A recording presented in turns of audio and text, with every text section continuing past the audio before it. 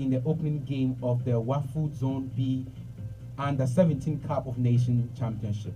And in entertainment, gospel musician Celestine Donko issues an apology to Arab communities making mockery of their surnames. And on international front, 5 Israeli soldiers killed by tank fire in Jabali. Details of these and some more stories coming up shortly.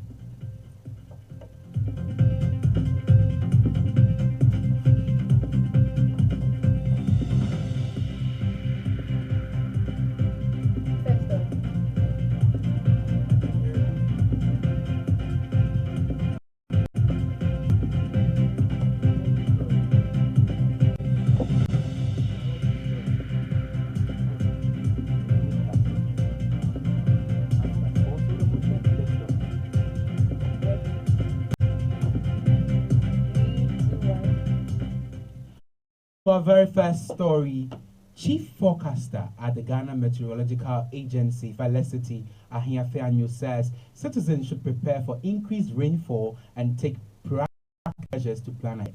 Speaking in an interview on Radio GIJ's Morning Dew show, she highlighted a projected reduction in rainfall along the coast and parts of the southern sector by the end of July.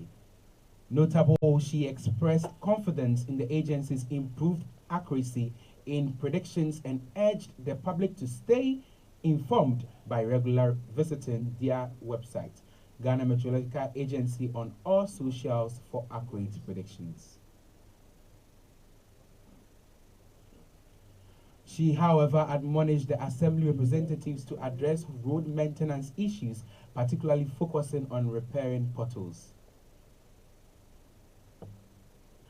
We'll bring you the audios for those stories shortly. But away from that, Regional Minister for Upper West, Stephen Yakubu, says he is on the verge of making a strong case for WA Central constituents to give their votes to Hajia Hamu Awudu as the parliamentary candidate for New Patriotic Party, NPP.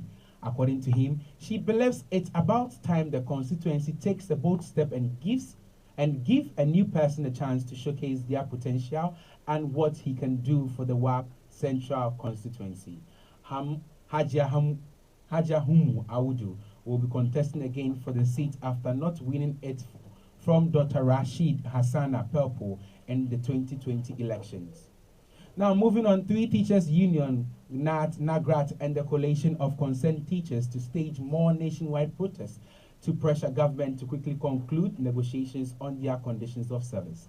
They are demanding various allowances such as deprived area allowance, extra basement allowance, book data online, teaching support allowance, and an increase in the CPD allowance. Protests began in the eastern and central regions where regional executives submitted a petition to the regional minister giving the government a 2-week ultimatum to make their demands. The Eastern Regional Chairman of NAT, Patrick Boateng, says the government cannot play deaf to the demands anymore.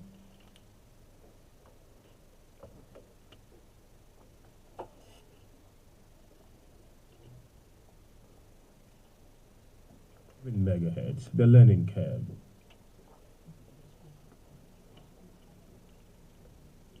We'll go for a short breather. We'll be back with some more stories.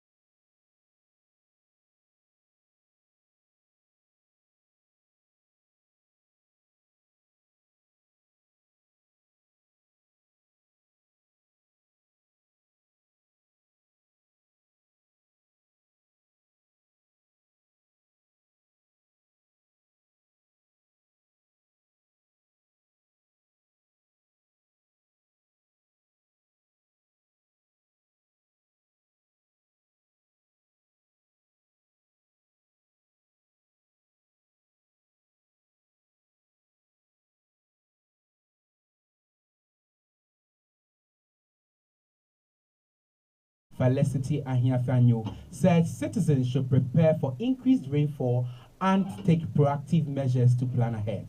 Speaking in an interview on Radio GIJ this morning Dew Show, she highlighted a project reduction in rainfall along the coast and parts of the southern sector by the end of July.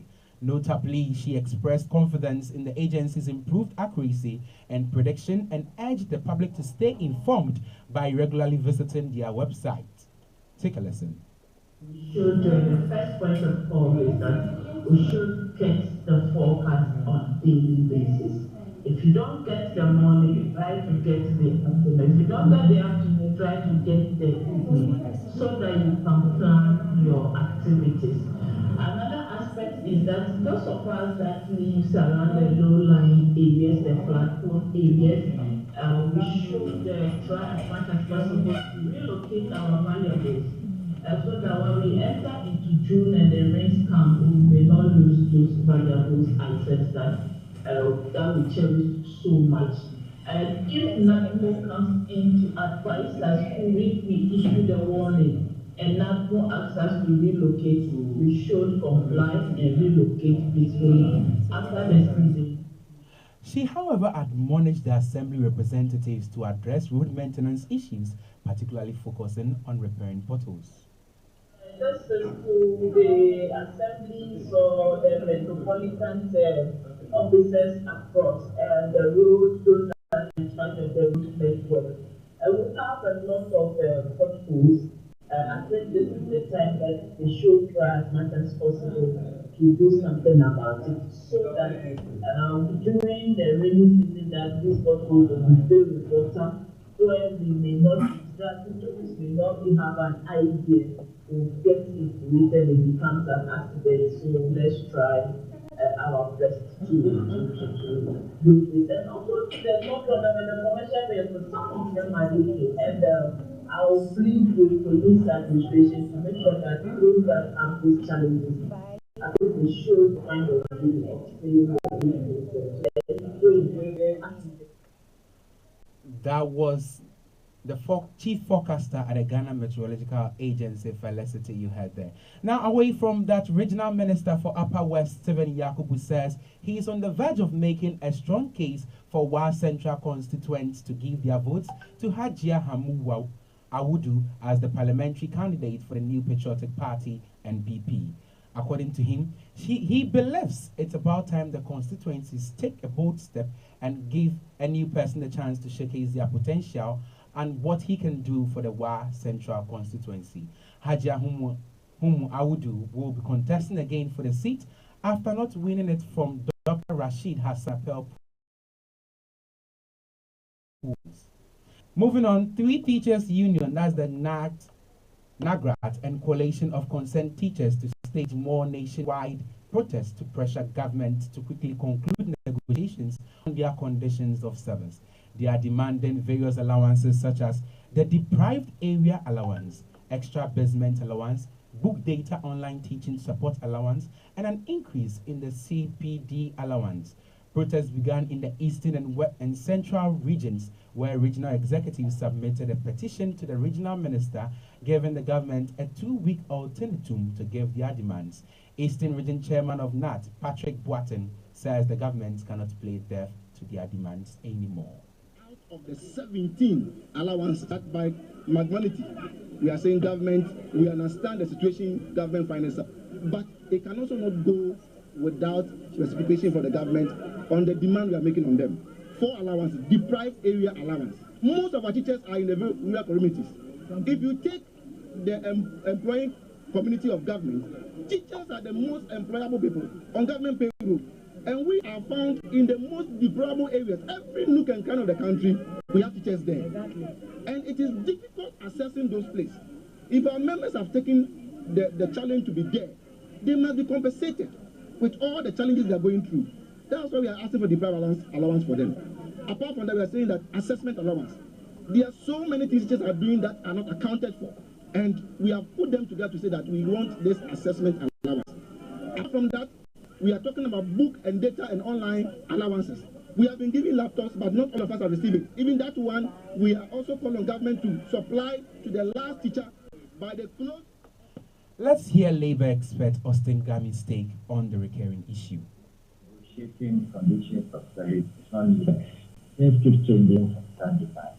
Unfortunately, to me, it does appear adherence to the procedures that will govern the negotiation when you reach a stalemate, what next, and what next, because everything has an end within the collective agreement and best practices. So negotiation in industrial no matter it has end. And so fixing and pressurizing itself into the kind of stress and strife, so forth and so on. In the past, maybe about in this 21st century, in today's contemporary world, I don't see the reason why it should be so. So I'm a little worried and I'm pleased that with all the caliber of people we are supposed to have, this is a stage which we find ourselves. That was Labour expert Austin Gami you heard, and earlier was the regional chairman of NAT, Patrick Boatin, you heard. It's now time from our prime time in-depth, and we'll be delving deep where we have our guest seated here. She's the External Affairs Commissioner for the Unimac IJ SRC, who doubles as the local NUCS president for the 57th NUCS Research Committee, as the 57th NUCS Research Committee member. Good afternoon, Ms. Abina Kofi. Good afternoon. You're looking good today. Thank you. I'm learning from the best. But before we go on, I wanted us to take a lesson to this audio. SRC, as we all know, is a leadership for the student body in this. So whatsoever thing that is going on, the SRC is a liaison between the students and the management of the school, and also a liaison between the student and any external body or external activities that is going on. So for example, we have seen the SRC in the past calling upon students, donations, calling upon students for passport acquisition, driving licenses, etc., and even taking students to conferences and seminars outside the school. And this is a national exercise that is going on with the Electoral Commission of Ghana for first-time registrants to get their voters' ID card, for people who want to replace their ID card and also transfer their vote to their various constituencies. And we have prompted the SRC. I spoke to the president on 2 occasions. I spoke to the EXCOM, and I also spoke to the general secretary, because the SRC has a voice. So if there is a communique to the student body that there is a national exercise, this is a national exercise. So students should be aware that this is what is going on, so that those people who want to register can go ahead and register, find their favorite constituencies and polling stations to register. Those people who want to do replacement, those people who want to do transfer will be aware. We are calling upon the SRC. We've called upon them, issue a communique, and they are not doing anything. I don't know whether it is out of fear of the management or out of irresponsibility. So we decided that we will take them on. And this morning I sent a short note. And maybe what will come after that, the SRC will not be comfortable. Thank you very much. Okay, thank you very much, Tofik, about that. But Abina, I want us to have some little conversations about this national voter registration. I have not been notified about the registration officially. Okay. I just went to the new campus, and I did not even go there for the registration. I went there for other engagements of external concerns, and then I went there to meet the registration. And when I got there, I was approached by an individual from the school that they need a communique from the SRC concerning the registration. And I asked, are you going to demand a communique or a release from the SRC, just as you saw me here? You don't even know why I'm here. Sure. And I'm sure that even before the registration exercises, communications went forth before. So why did you not inform us until today? So to me, I believe that there is individual interest or personal interest when it comes to the registration, and I cannot answer to some of the claims that is put forward, because this person clearly speaking from some point of view that is best known to them.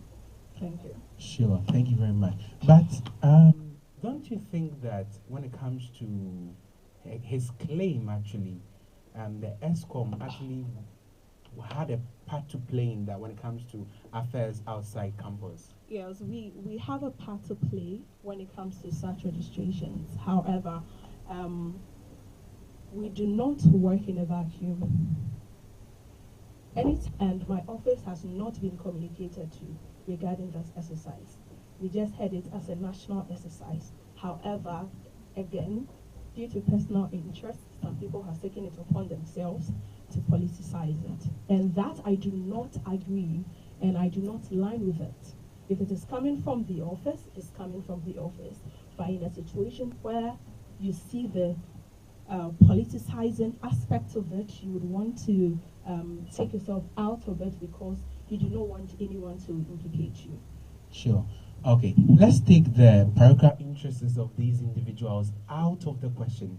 And then as you as an individual or as you as an SRC body, what would be your advice to students who haven't yet registered, who are We urge all of you to please ID, and you also wish to do transfer of votes. This is the time. Thank you. Thank you very much. Let's kindly shift away from the voting exercise and let's come to NUGS. That is the National Union of Ghana Students. You are the local president, if I'm right. Yes, please. Sure. So what is the relationship between Unimac IJ and NUGS? Unimac IJ and NUGS, we have a very good relationship ongoing. However, when it comes to the membership of NUGS, we have institutions that are paying.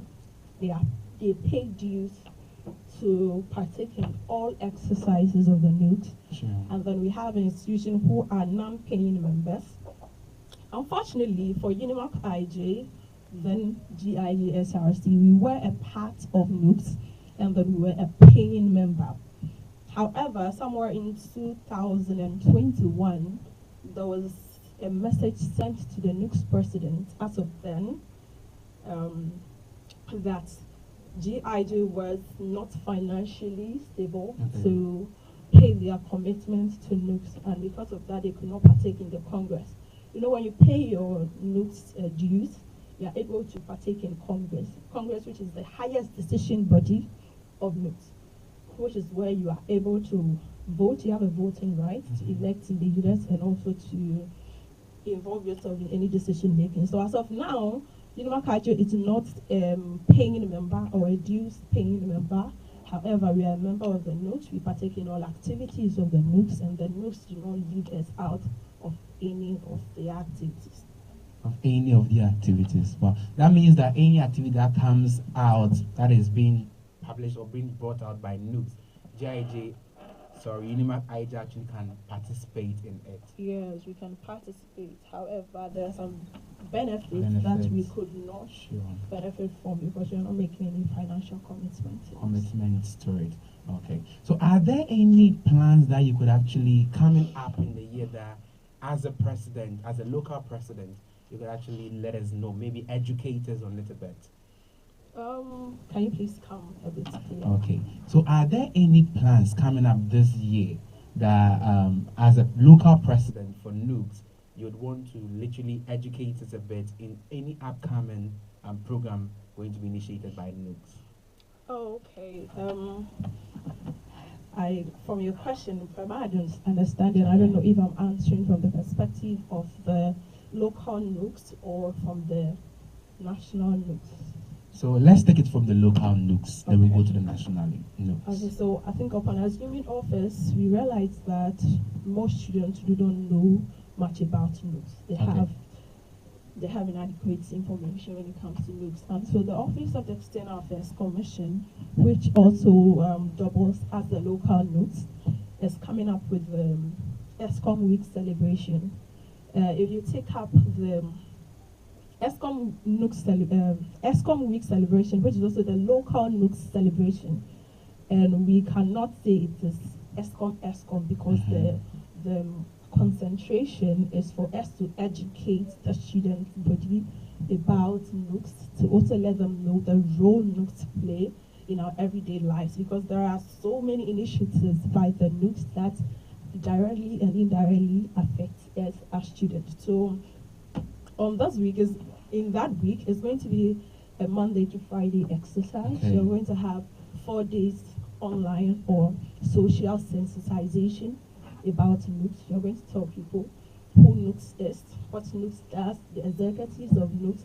And then on Friday, as part of the NUCS celebration, we are also going to have exercises, the registration exercises.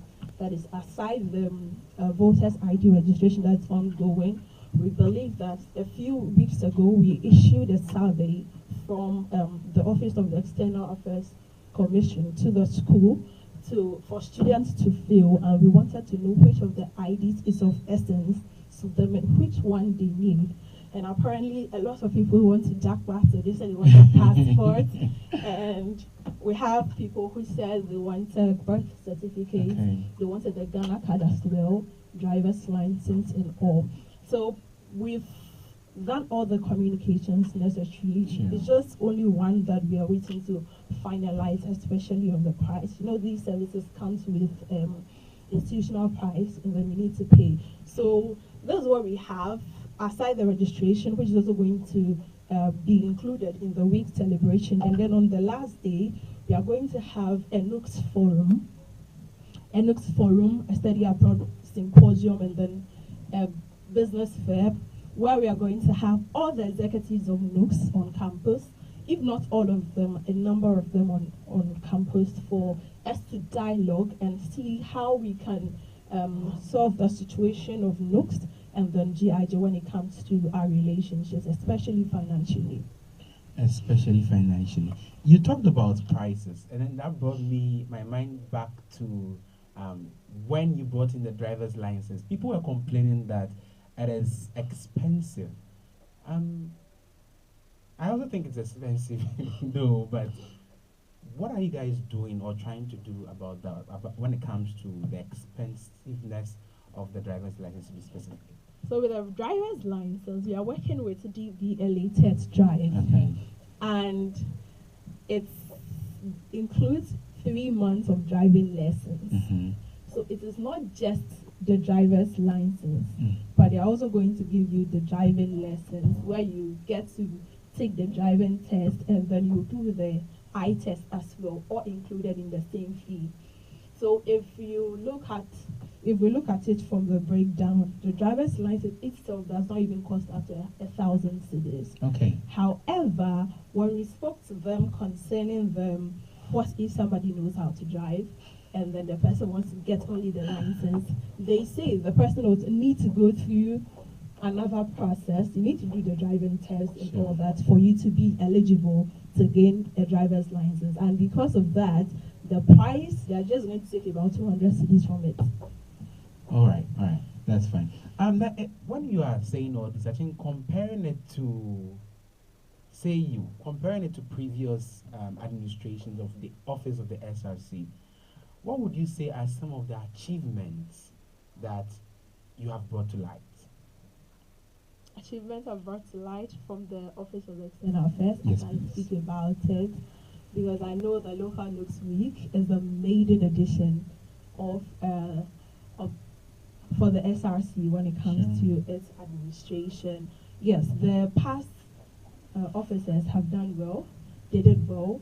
Some did some of these exercises, but what is making this one unique is the forum that we are adding to it, for us to know that it is not just about the external affairs coming to tell us that, oh, this is what they are doing. And then the driving license too, I've not seen that, or I've not heard that the past executives did. And then we are bringing this. So we believe that aside our diplomatic conversations, we've done the diplomatic convocation, and then we have other activities in line, like the GIJ ambassadors or the Unimark ambassadors, which we are still having conversations with the academic affairs to approve them for us so that we can roll out the policies. Aside that, I believe the office is doing well, and then with our external conversations with external bodies like the NUCS and then the GAPS, we've really established strong relationships that as of now, should we want to even make our financial that we owed long till now. Hey. Yes, they are willing to. They are.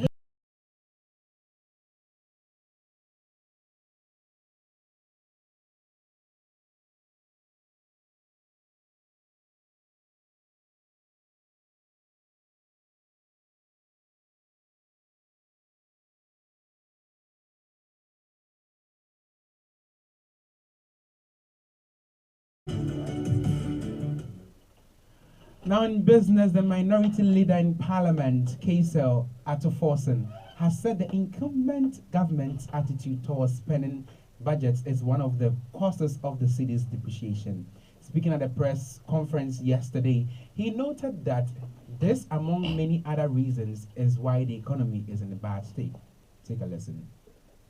As of today, the commercial banks and forest bureaus and businesses suggest that the following are some of the reasons why the Ghana city is dancing. One, there is a strange policy on mixed cash reserve ratio recently implemented by the Bank of Ghana. Two, there's an increase on budgeted fiscal spending, which is fueling demand for exchange rates. Simple put, the government is spending off budget so much that those that they are paying are using the money to purchase US dollars, and that is why the dollar is depreciating. There's again lack of confidence in the banking sector, resulting in currency substitution. Moreover, we've seen a lower cocoa production, resulting in the lowest export in 2 decades due to the mismanagement of the cocoa sector. There's an uncontrolled corruption, obviously, in the President Akufo-Addo and Alhaji Bawumia's government. We call on President Akufo-Addo to, among others, one, order his appointees to release the FX that they have stashed in their homes to the public so that there will be enough forex in the market. And that was the minority leader in parliament, Kaisel Atoforsen, you heard. Now coming up shortly, a sport, and we have Desmond Kweku Yeboah.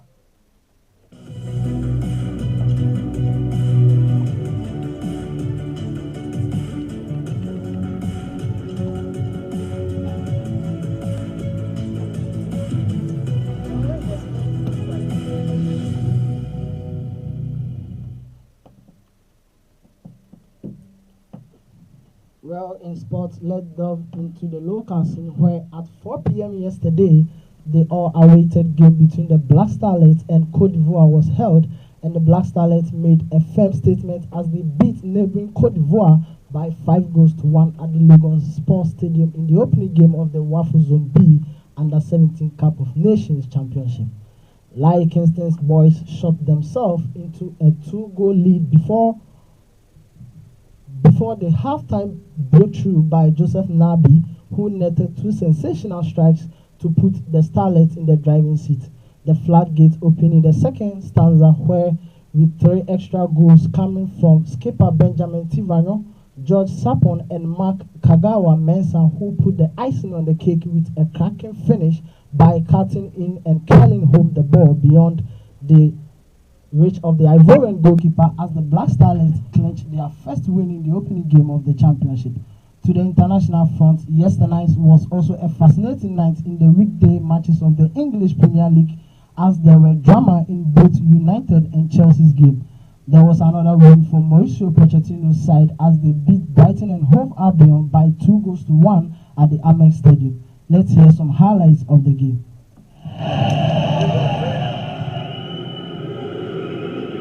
Correa. Oh, brilliant goal! Is there anything he can't do?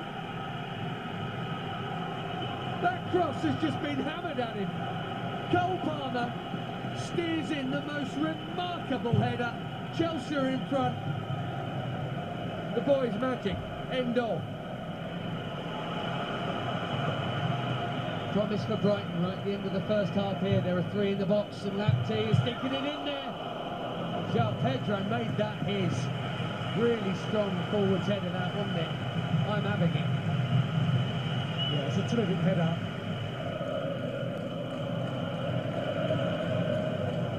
Gusto goal side of Adingra. Real danger here, 2-0! Fabulous goal! Gusto picking out Nkunku. And he celebrates in front of the Chelsea fans. 2-goal cushion. The push for Europe looking even more likely now.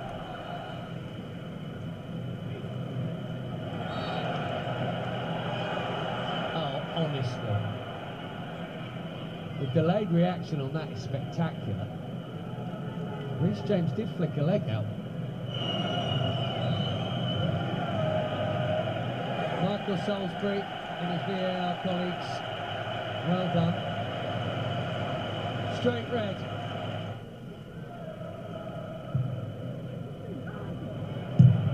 Dingra! Oh, he has been such a threat all night. He's just come so close. They've had one off the bar, one off the post now. João Pedro. Oh, good ball. They've scored. They've got 3 minutes to get another. It's him again, Danny Welbeck. Yeah, well, that was Kopama and his guys continuing the winning streak for Chelsea.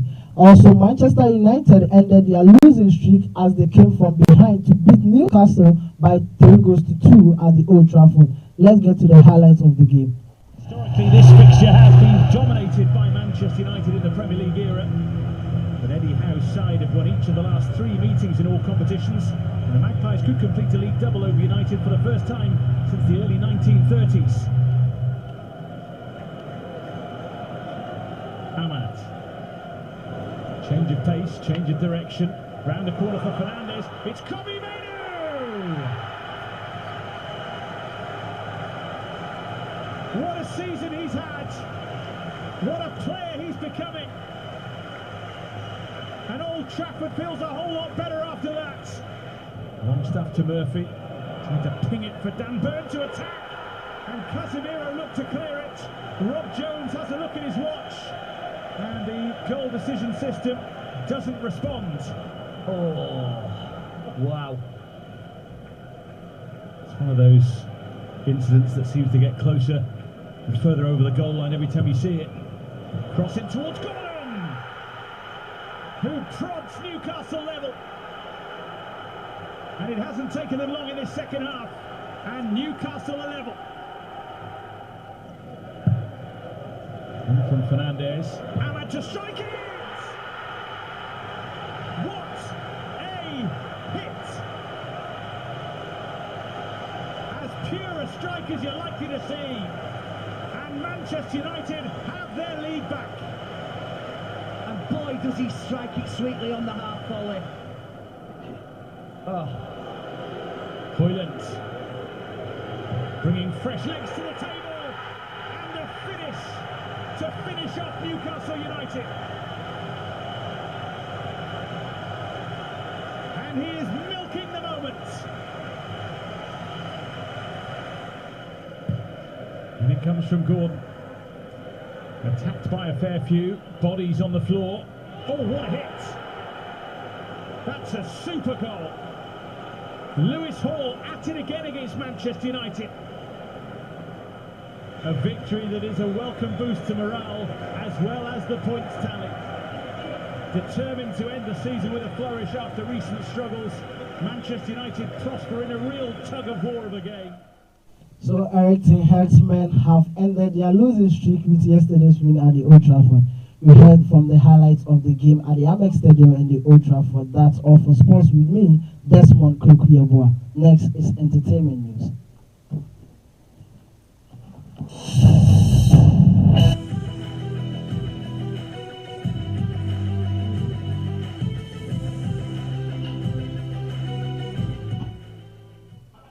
Now in the world of entertainment, gospel musician Celestine Donko has issued an apology following a recent backlash sparked by comments she made during an interview on TV3's Today's Women.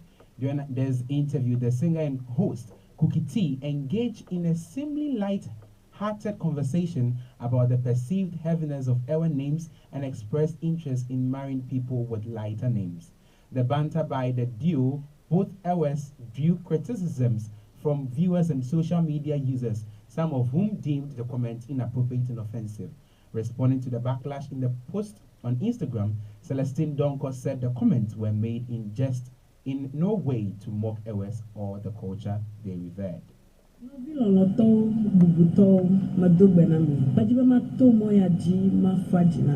granted an interview on Today's Woman on TV3, and when I discovered the host, Cookie T, is an Ewe, I just got excited. We started joking about the heaviness of our Ewe surnames. It was just a joke. that came up in a conversation. To my surprise, from all the comments I've read so far, it turns out to be a bad joke, to be an expensive joke. Who am I? I'm just human. Chichoba, ame amotama, menyana ba iboma bebobomu. Emanyanya ga ba iboma bebobomu. Most of the time when we go on these interviews, as much as we have a pure heart and a clear mind, it's not everything you say that will be pleasing to somebody. So, me trick. This will in no way tarnish my pride as an Ewe. I have proven it over the years in my journey in music that I am a very, very proud Ewe, and absolutely.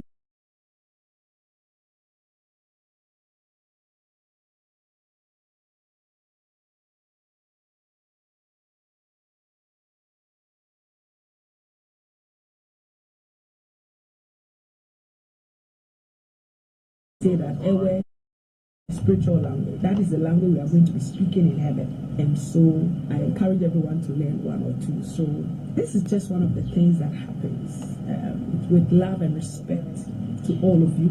I take all the comments in good faith. I interpret them as the expression of your love, because those who love you are those who correct you when you're wrong. So thank you so much, and I'll keep doing my best. God bless you. Now, away from that, Ghanaian filmmaker Ayebia Dako has won the award for the Best Unscripted Series at the recent African Magic Viewers' Choice Award, held in Lagos, Nigeria. According to her, the award was for the reality TV series dubbed GH Queens, which aired on Aquaba Magic, Showmax, and GH1 TV.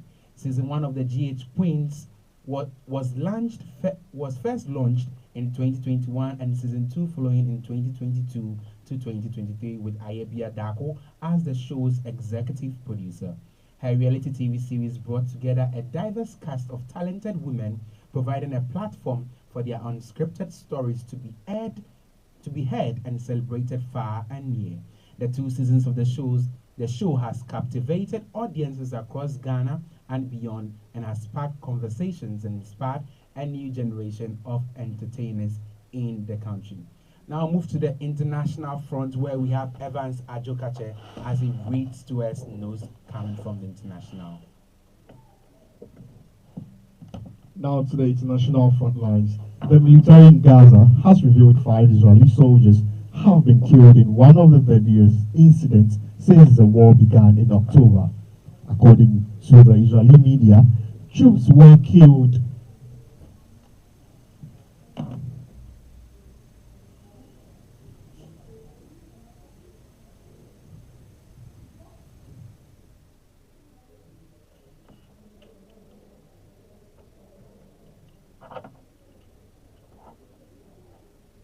You're listening to Radio GIJ, 97.7 megahertz, the learning curve.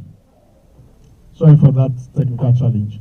Now, the military in Gaza has revealed 5 Israeli soldiers have been killed in one of the deadliest incidents since the war began in October. According to the Israeli media, troops were killed when they were mistakenly hit by Israeli tank fire yesterday. It happened in Jabalia in northern Gaza, where Israeli forces are battling Hamas fighters.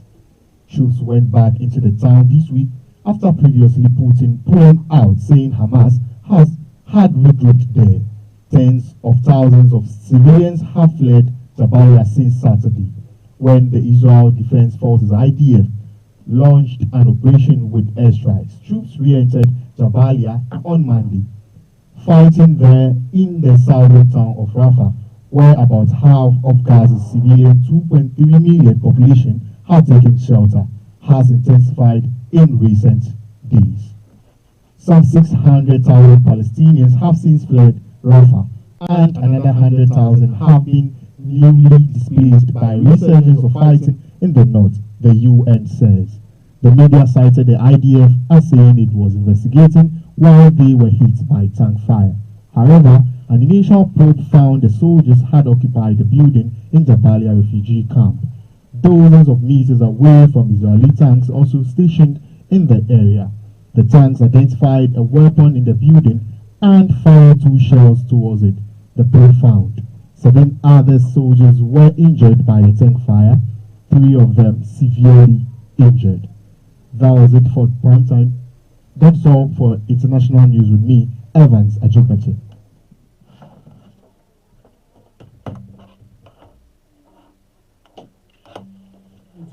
GIJ 97.7 MHz, the learning curve. And that is it for Prime Time's bulletin here on Radio GIJ 97.7 MHz.